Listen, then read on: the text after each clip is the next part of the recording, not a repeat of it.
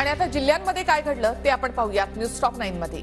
पुढील 24 तासामध्ये देशातल्या अनेक भागामध्ये अवकाळी, उत्तर भारतासह मध्य महाराष्ट्र आणि विदर्भामध्ये विजांच्या कडकडाटासह पावसाचा इशारा। जम्मू काश्मीर, उत्तराखंडमध्ये सुद्धा मुसळधार पावसाची शक्यता। आजपासून कोकणामध्ये उष्णतेच्या लाटेचा इशारा। मुंबई, ठाणे, रायगड आणि पालघरमधील काही भागात तापमान वाढणार, पारा 40 ते 42 अंशांवर जाण्याची शक्यता। कोकण किनारपट्टीवर यंदा पावसाळ्यामध्ये 22 दिवस समुद्राला मोठी भरती असेल। 4.5 मीटरहून अधिक उंचीच्या लाटा उसळणार, तर 21 सप्टेंबरला सर्वात मोठी भरती येईल, हवामान खात्याची माहिती। उन्हाची तीव्रता वाढत असतानाच चिपळूणमध्ये पाणी टंचाईची झळ।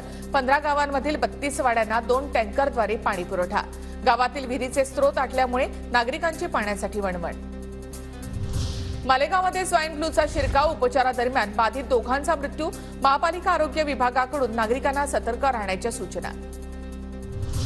बीड जिल्ह्यामध्ये अवकाळी पाऊस, वादळी वाऱ्यासह झालेल्या पावसानं फळबागांचं नुकसान, तर आष्टीमधील सांगवी पाटण गावात 500 कोंबड्यांचा मृत्यू। शेतकऱ्यांकडून मदतीची मागणी।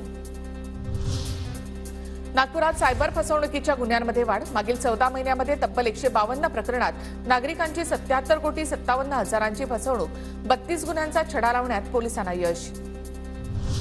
वाशिमच्या मानोऱ्यामध्ये पाण्याच्या शोधामध्ये बिबट्याचा बछडा विहिरीत पडला। 35 ते 40 फूट खोल विहिरीमध्ये वनविभागाकडून रेस्क्यू। अमरावतीच्या ईव्हीएम स्ट्रॉंग रूमला मोठा बंदोबस्त। तब्बल 150 जवानांकडून सलग 38 दिवस सुरक्षा। केंद्रीय दलाचे 50 जवान तैनात।